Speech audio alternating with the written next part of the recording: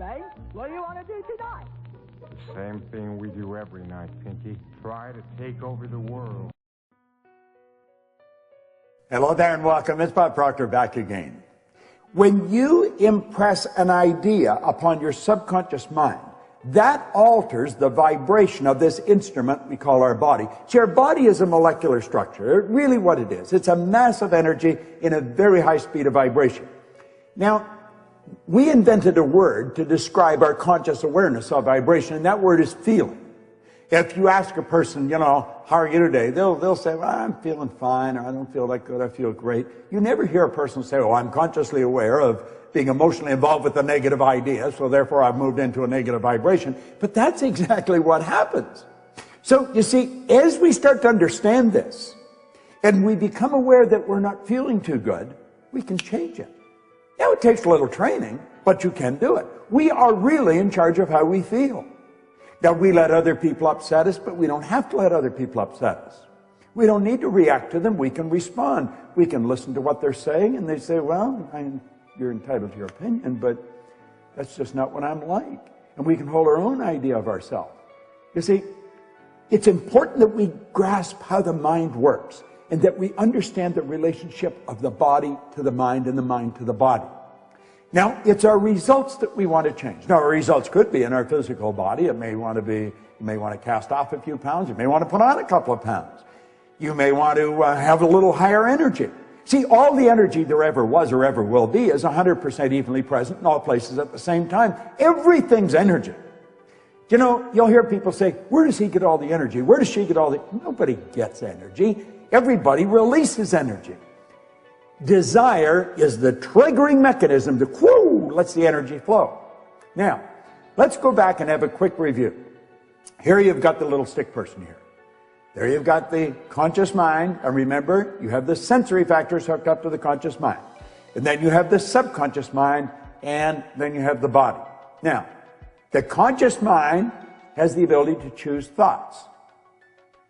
Those thoughts turn into pictures.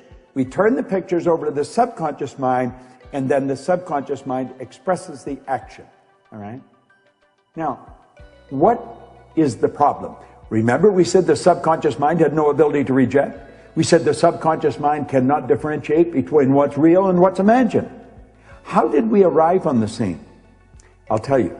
When you arrived on the scene, you did not have any conscious faculties developed. The sensory factors weren't even developed. This is how you arrived.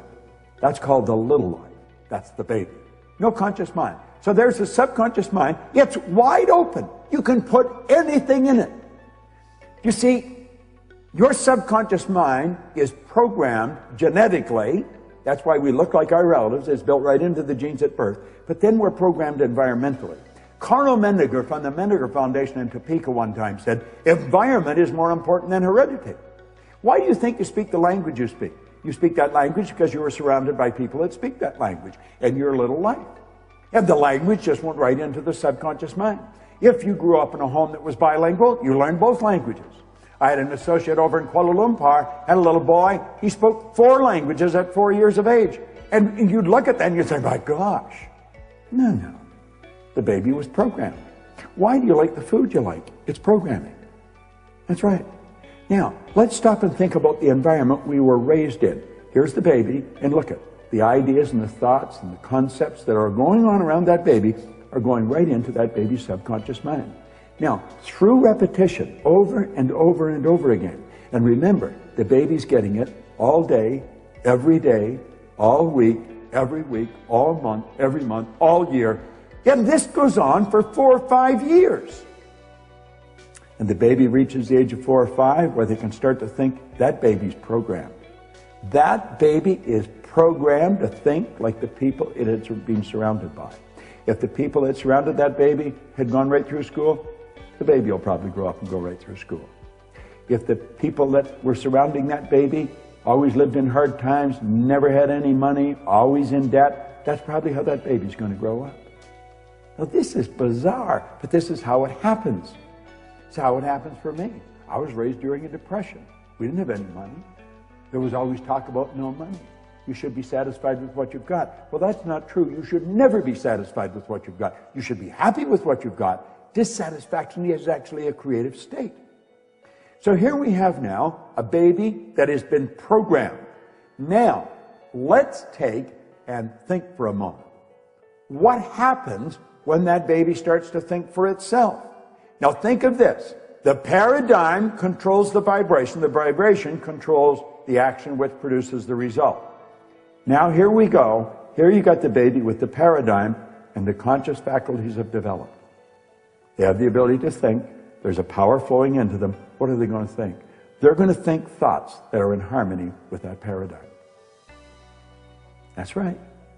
We've been raised to believe you go to work to earn money. Do you know that working is the very worst way to earn money? That's right. You should go to work for satisfaction, not for money. You provide service for money. You can earn money while you're sleeping. In fact, we have programs where we teach people to actually earn more money while they're sleeping than they'll ever need to use while they're awake. You say, well, that's a pipe dream. No, no. That's a paradigm that causes you to think that's a pipe dream. There's people doing that that are nowhere near as bright as you. But here we are now. We've got the person. They've been programmed in their little life genetically and environmentally. That paradigm is nothing but a multitude of habits. A habit is an idea that's been programmed into the subconscious mind over and over and over again. Now, the paradigm is literally controlling the behavior.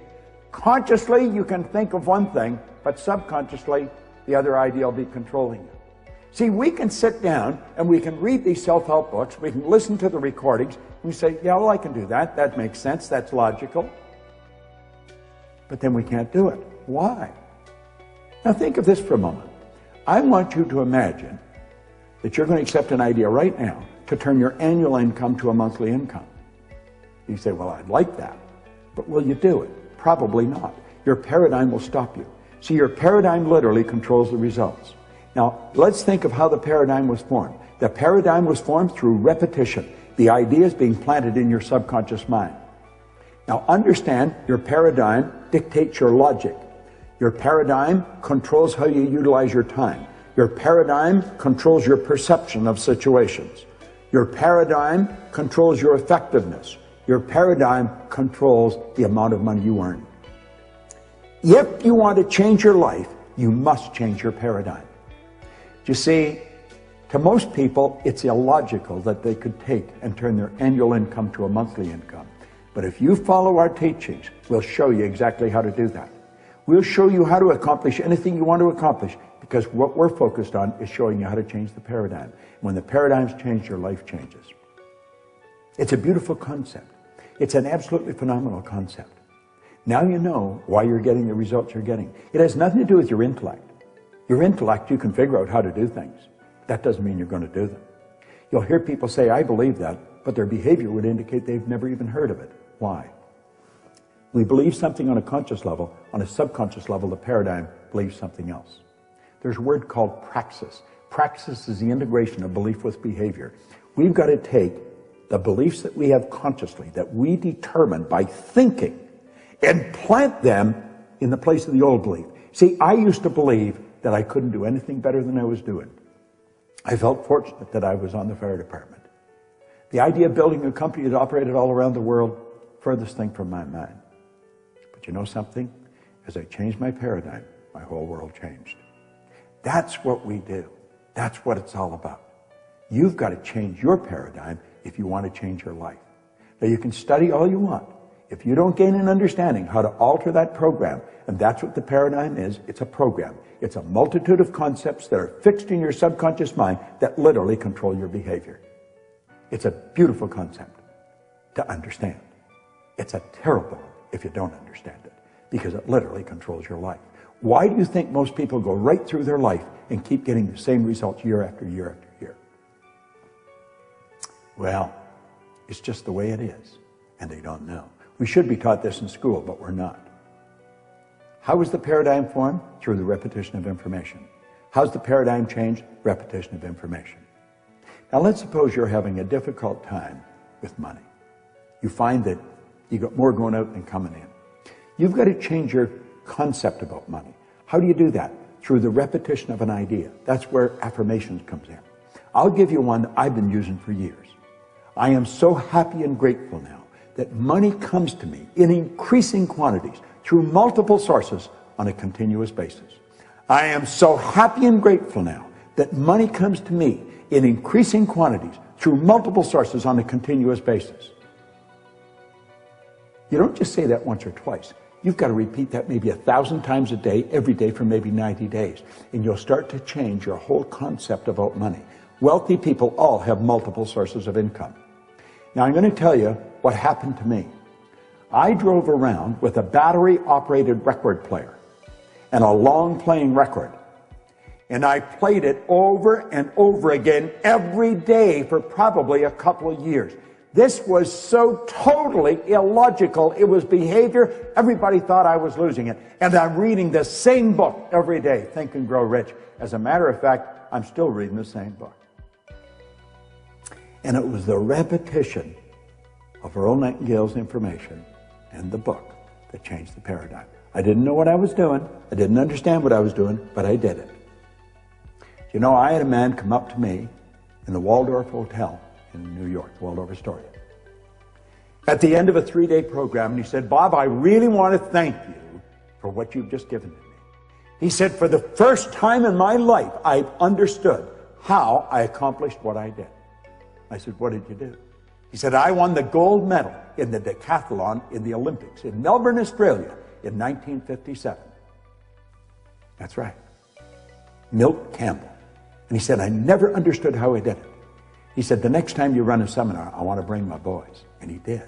Milt and I became great friends. In fact, Milt has a key to our house. He can come stay there anytime he wants. I live in Toronto, he's in New Jersey. But here was the top athlete in the world, a very best athlete in the world. He didn't understand how he got there. Most people that are very accomplished cannot tell you why they are. That's why they are. They've rewritten the program. They changed the paradigm. They might not have understood how they did it, but they did it. That's what our company is all about. We teach people how to change paradigms. I want to thank you for watching this, but I'm going to ask you to share it with other people. Share it with them. Say, come and watch this. Start a rapport. Build a rapport with people. You know, it's a great way to live, and this is great information to understand. Thanks for listening. It's Bob Proctor. I enjoy sharing it with you.